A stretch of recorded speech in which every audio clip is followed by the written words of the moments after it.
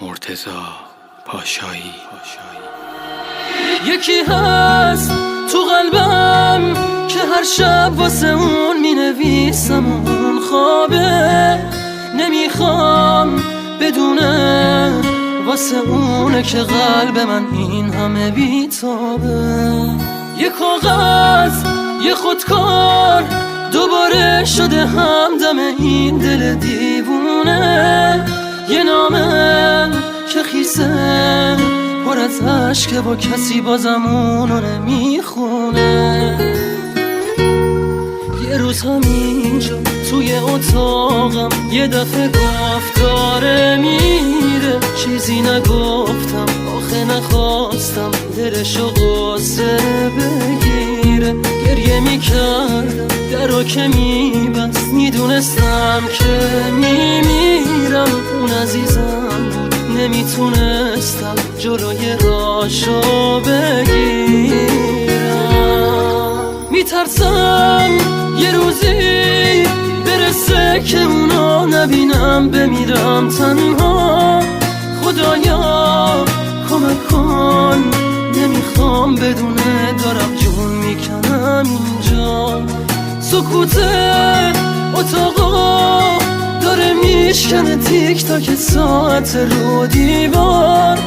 دوباره نمیخواد بشه باور من که دیگه نمیاد انگار.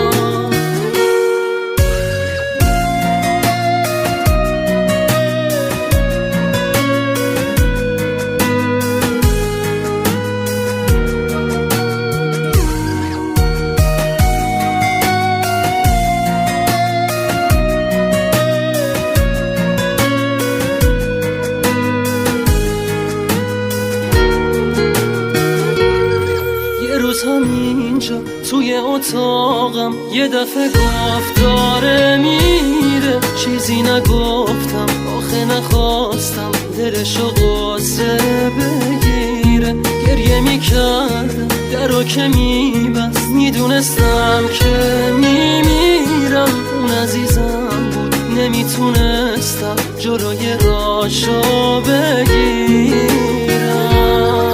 یکی هست تو قلبم که هر شب واسه اون می نویسم اون خوابه، نمیخوام بدونه واسه اونه که قلب من این همه بیتابه. یه کاغذ یه خودکار دوباره شده همدم این دل دیوونه، یه نامه که خیسه پر از عشقه با کسی بازم اونو نمیخونه.